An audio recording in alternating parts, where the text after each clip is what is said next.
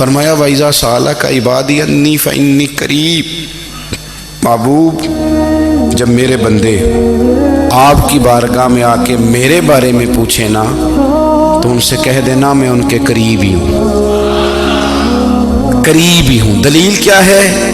یہ جب بھی مجھ سے دعا مانگیں گے میں ان کی دعاؤں کو قبول فرماؤں گا، میں ان کے قریب ہوں، میں ان کے قریب ہوں۔ یہ جب بھی دعا مانگیں گے نا میں قبول کروں گا، میں ان کے قریب ہوں۔ اللہ تبارک و تعالیٰ کے بندے اللہ سے محبت کرتے، رب کی بارگاہ میں جھکتے، اس کو اپنے دکھ سناتے، اس کے پیارے محبوب صلی اللہ تعالیٰ علیہ وسلم کا وسیلہ لے کے اس کے حضور حاضر ہو جاتے، پیشانیاں سجدوں سے روشن ہوتی۔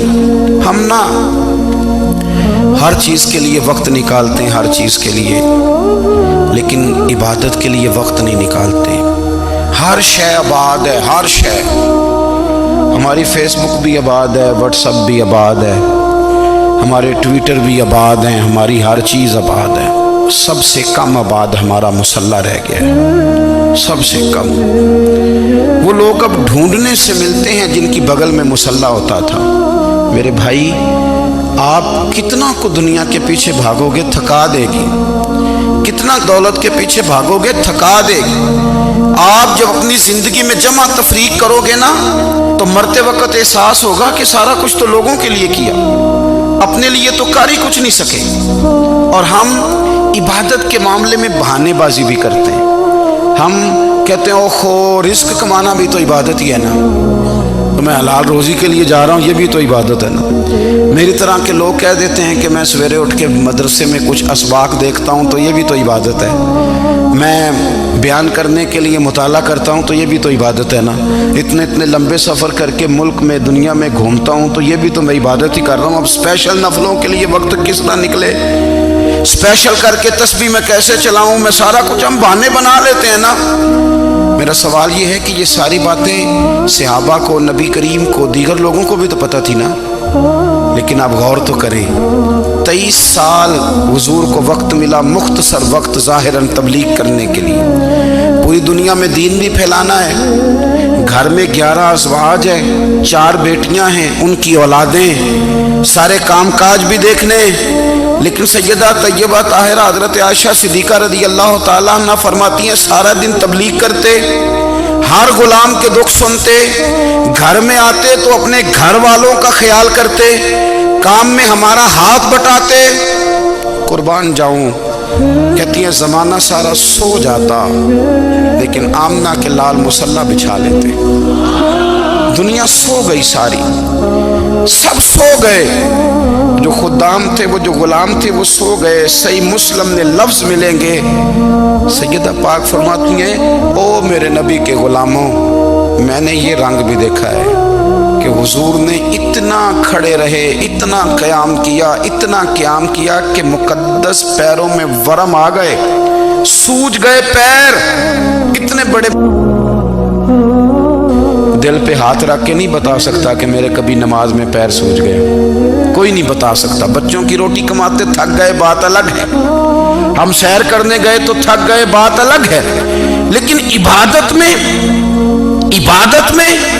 یہ بھی تو مسلم شریف ہے نا، یہ بھی تو دین ہے نا، یہ بھی تو حضور کی سنت ہے، یہ بھی تو وہ چیز ہے جو کریم کی آنکھوں کی ٹھنڈک ہے۔ سیدہ فرماتی ہیں پیروں میں ورم آ گئے، اور ساری رات ہی حضور نے نماز پڑھی اور ایک ہی آیت بار بار دہرائی۔ مسجد نبوی میں بلال حبشی نے فجر کی اذان دے دی اور حضور ابھی مصلی پہ تھے، کریم فارغ ہوئے، میں نے عرض کی یا رسول اللہ صلی اللہ علیہ وسلم آپ کے تو صدقے اللہ اگلے پچھلوں کے گناہ معاف کرے گا، تو آپ اتنی آہوزاری کیوں فرماتے ہیں؟ آپ تو شفیع ہیں، آپ تو انبیاء کے امام ہیں۔ تو حضور نے فرمایا عائشہ تم نے گنوایا ہے نا میرے اللہ کی مجھ پر کتنی رحمت ہے، افلا اکون عبدا شکورا، فرمایا اگر اس نے اتنی نعمتیں دی ہیں تو کیا میں اس کا شکر گزار بندہ نہ بنوں، میں شکر گزار بندہ نہ بنوں اس کا؟ پھر اگر اتنی نعمتیں اس نے دی ہیں، مجھے اتنا نوازا ہے، تو پھر میں اس کے سامنے سجدے نہ کروں؟ او میرے بھائی، بڑے قابل فخر لوگ ہیں ہم کہ ہم نبی پاک کے غلام ہیں۔ ہم قابل فخر ہیں کہ نبی کریم کے غلام ہیں، کیا کبھی اس غلامی کے شکرانے میں بھی 2 نفل پڑھے کہ یا اللہ تیرا شکر ہے تو نے ہمیں حضور کا غلام بنایا ہے؟ یاد رکھیں کہ اپنی روحانی زندگی کو آباد کریں، استغفار پڑھیں، تسبیحات کریں۔ حضرت عبداللہ ابن عمر رضی اللہ تعالیٰ عنہ حضرت عمر کے صاحبزادے ہیں، مکہ مکرمہ میں ان کی قبر ہے۔ میں نے جب انہیں پڑھا تو مجھے ان سے بڑا پیار ہو گیا، لیکن آپ کو پتہ ہے وہاں جا کے کسی شخص کا مزار تلاش کرنا یا پوچھنا ایک مشکل کام ہوتا ہے۔ تو ایک دفعہ میں مکہ شریف میں حاضر تھا، تو ایک گاڑی والا ڈرائیور مجھے کہنے لگا کہ مولانا میں آپ کو جانتا ہوں، مجھے آپ سے محبت ہے، ایک بات بتاؤں آپ کو؟ میں نے کہا بتاؤ۔ کہنے لگے حضرت عبداللہ ابن عمر کی قبر دیکھنی ہے۔ میں نے کہا یہ تو نہیں کہہ رہا، یہ کسی نے بندوبست کرایا ہے، یہ اللہ نے تیرے دل میں بات ڈالی ہے، یہ ہو گیا، تو لے چل مجھے۔ حضرت عبداللہ ابن عمر کو نبی پاک نے فرمایا تھا راجل صالح، یہ نیک بندہ ہے، یہ متقی آدمی۔ حضرت عبداللہ ابن عمر رضی اللہ تعالیٰ عنہ سیدنا فاروق اعظم رضی اللہ تعالیٰ عنہ کے صاحبزادے ہیں، اور ان کی ہمشیرہ سیدہ حفصہ رضی اللہ تعالیٰ عنہ حضور کی زوجہ محترمہ۔ ایک دن اپنی ہمشیرہ سے کہنے لگے کہ نبی کریم صلی اللہ تعالیٰ علیہ وسلم گھر میں آئے نا، اور اگر حضور غم امت میں پریشان نہ ہوں، طبیعت کو حشاش بشاش دیکھو، تو ذرا پوچھنا تو صحیح حضور کا میرے بارے میں کیا خیال ہے، پوچھنا تو صحیح کہ کریم کی بارگاہ میں میرا کیا مقام ہے، میرے بارے میں حضور کیا فرماتے ہیں۔ اب بہن کو کام بتائے، اور بتائے بھی بھائی، اور پھر بہن وہ کام نہ کرے، یہ تاریخ میں ہوتا نہیں۔ حضرت عمر فاروق رضی اللہ تعالیٰ عنہ کی صاحبزادی ام المومنین رضی اللہ تعالیٰ عنہ فرماتی ہیں کہ میں تو بس منتظر تھی، انہوں نے تو کہا تھا نا کہ اگر تم حشاش بشاش دیکھو تو بات کرنا، لیکن حضور تشریف لائے، میری باری تھی، میرے گھر تشریف لائے، کھانا پیش کیا تو فوراً میں نے عرض کی حضور ایک بات پوچھنی تھی۔ تو حضور نے فرمایا پوچھئے۔ میں نے عرض کی حضور میرے بھائی عبداللہ ابن عمر کے بارے میں آپ کا کیا خیال ہے؟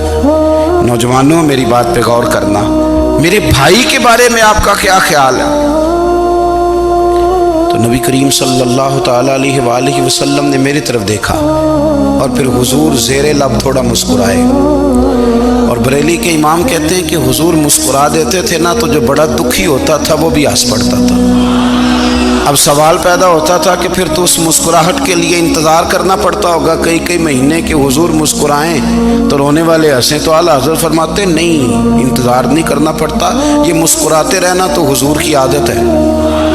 جس کی تسکین سے روتے ہوئے ہنس پڑے، اس تبسم کی عادت پہ لاکھوں سلام۔ یعنی یہ تو عادت ہے حضور کی مسکراتے رہنا، اس کے لیے انتظار نہیں کرنا پڑتا۔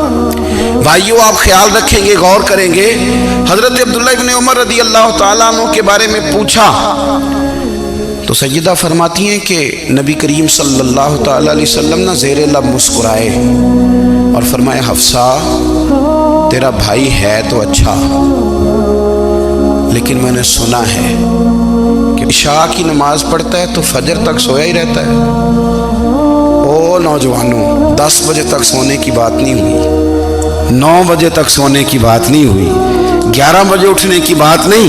حضور فرمانے لگے میں نے سنا ہے کہ عشاء کی نماز پڑھ کے سو جاتا ہے اور فجر تک سویا ہی رہتا ہے، اسے چاہیے کہ تہجد کے وقت اٹھا کرے، اللہ کی بارگاہ میں حاضر ہوا کرے، آہوزاری کرے، سجدے کرے، عبادت کرے، اٹھتا ہے اور فجر میں جا کے اٹھتا ہے۔ حضرت جناب حفصہ رضی اللہ تعالیٰ عنہ کہتی ہے میں نے جناب عبداللہ ابن عمر کو پیغام دیا اور میں نے کہا میرے جوان بھائی سن، نبی پاک نے فرمایا ہے تو اچھا پر تہجد میں نہیں اٹھتا، نفل نہیں پڑھتا۔ او میری ملت کے جوانوں، مزہ نہیں آ جاتا جب ساری دنیا سوئی ہو، ساری دنیا، اور بستر بھی گرم ہو اور نیند بھی پورا غلبہ کر رہی ہو، اور اچانک گھنٹی بجے دماغ میں، آنکھ کھلے، گھڑی پہ نظر پڑے، 3:30 4 بجے کا پیغام گھڑی بتائے، اور کوئی چڑھتی جوانی والا اٹھ کے وضو کرے، اور جب وہ مصلی کھول کے بچھائے تو مدینے والے محبوب کہتے ہیں کہ ہر نماز پہ رب ثواب دیتا ہے، اور جو اٹھ کے تہجد کی نماز پڑھے اسے دیکھ کے تو رب مسکراتا ہے، جو اس کی شان کے لائق ہے، جو اس کی شان کے لائق، وہ مسکراتا ہے، خوش ہوتا ہے کہ میرا بندہ تہجد میں اٹھ گیا، وہ مسکراتا ہے۔ کاش ہماری صبحیں کبھی اپنے مالک کے نام ہو جائیں، کاش کہ صبح حضرت ابو الحسن رحمۃ اللہ تعالی علیہ حضرت معاذ ابن جبل رضی اللہ تعالیٰ عنہ کے پاس بیٹھا کرتے تھے، فرماتے ہیں ان سے جو پیار بڑھا تو پھر میرا مصلی سے بھی بڑھ گیا۔ تابعی ہیں، فرماتے ہیں صحابی رسول سے محبت ہوئی تو ذکر سے بھی ہو گئی، پھر درود شریف سے بھی ہو گئی، محبت ان سے بڑھی تو پھر اللہ نے مسجد کا پیار بھی بڑھا دیا۔ آپ فرماتے ہیں کہ میری ہر وقت بھی یہ چاہتی تھی کہ بس اللہ اللہ کروں، بس اللہ اللہ کروں، بس نہ میں ذرا تھوڑی جان چھڑاؤں لوگوں سے، کوئی 10 منٹ ملے تو میں کچھ 4 نفل پڑھ لوں، میں تھوڑا سا نہ بچوں لوگوں سے، اور مجھے تسبیح ملے تو میں نہ کچھ 400-500 دفعہ استغفار پڑھوں، سبحان اللہ، الحمدللہ، اللہ اکبر، لا حول ولا قوت الا باللہ، میں نہ تسبیحات پڑھوں۔ فرماتے ہیں کہ بچے تھے گھر میں 6-7، غربت تھی، کام ملتا کوئی نہیں تھا، اور میں کام چور نہیں تھا، کام ڈھونڈتا تھا، پر اللہ کی قدرت کے کام نہیں ملتا تھا۔ فرماتے ہیں کہ میں نے ایک دن اپنی اہلیہ سے کہا کہ آج میں پھر جاتا ہوں کام ڈھونڈنے، تو میری بیوی بڑی فرما بردار تھی، پر اس دن نہ غربت کے ہاتھوں تنگ آ کے کہنے لگی آج نانا کوئی تو چیز لے کے آیا، تو مجھ سے بچوں کی بھوک نہیں دیکھی جاتی، یہ سب روگاں دا روگ محمد جس دا نام غریبی، کنڈ بلا کے لنگ جاندے نہیں دوست یار قریبی، آج نہ کچھ لے کے آیا تو میں بچے لے کے چلی جاؤں گی۔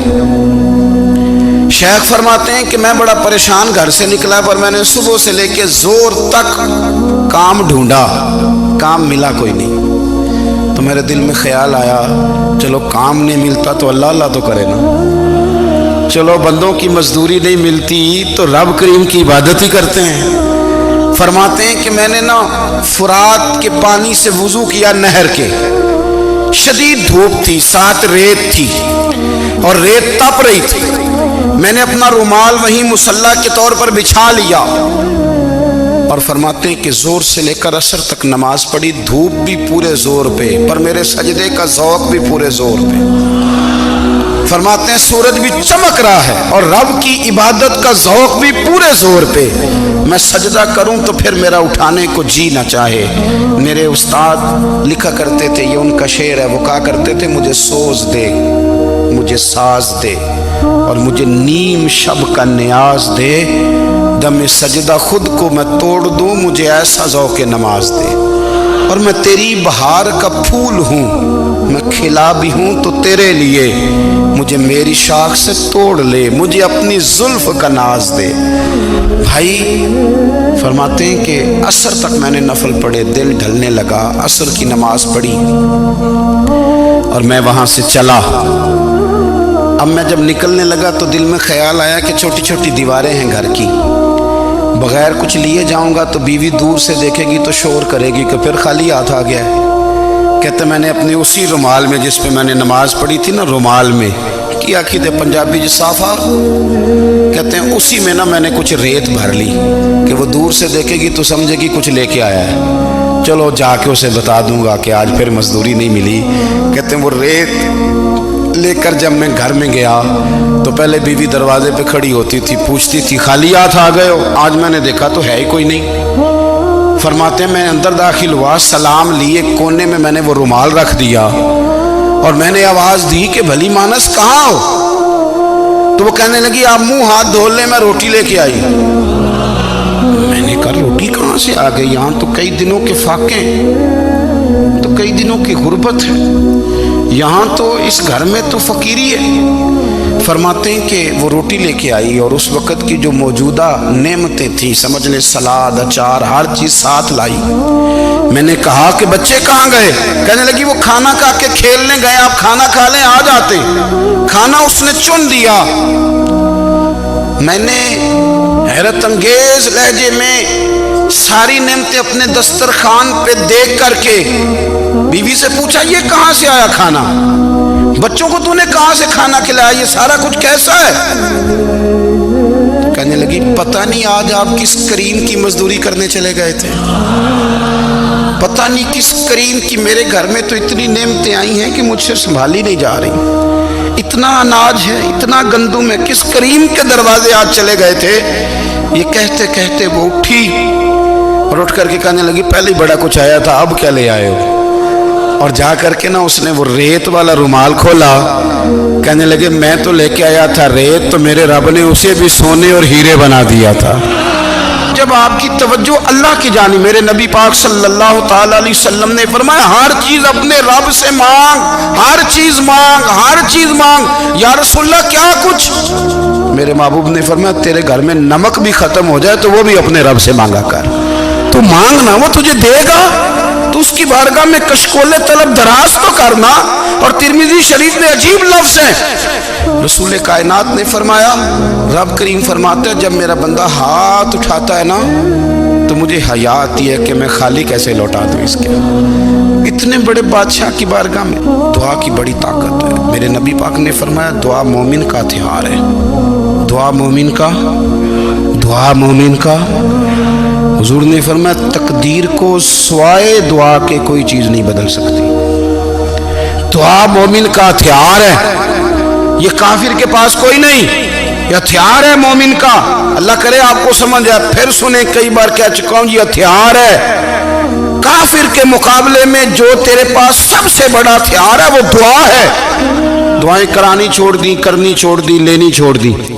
हजरत सैयदना अनस बिन मालिक रदी अल्लाह ताला अन्हु फरमाया करते थे, मैंने वो रंग देखा है जब हुजूर दुआ मांगते थे और हुजूर की मुकद्दस आंखों में आंसू भी साथ ही बहा करते थे। मैंने वो अंदाज देखा है। भाई अपना मुसल्ले का, इबादत का, वज़ाइफ का, अल्लाह अल्लाह का सिलसिला उसको मजबूत करें, अपनी दुआओं के ताल्लुक़ को मजबूत करें। दुआएं बड़े इनकलाब बर्पा कर देती हैं। हम थोड़े थोड़े ना जब से खुश्क हुए हैं ना, खुश्क, और मेरी तो जमात ही सूफिया की जमात थी। हम तो दाता अली अजमेरी की जमात से, हम तो ख्वाजा अजमेरी की जमात से, हम तो शेख अहमद फारूक सरहंदी की जमात से, हम तो सूफिया की जमात। हमारी जमात ने भी वो ताल्लुक़ जो हमारे बुज़ुर्गों ने बनाया था। बुज़ुर्ग अल्लाह के करीब कैसे जाता है? तो हमारे यहाँ ना बहुत सारे लोग कहते हैं जी नज़र हो गई तो काम हो गया।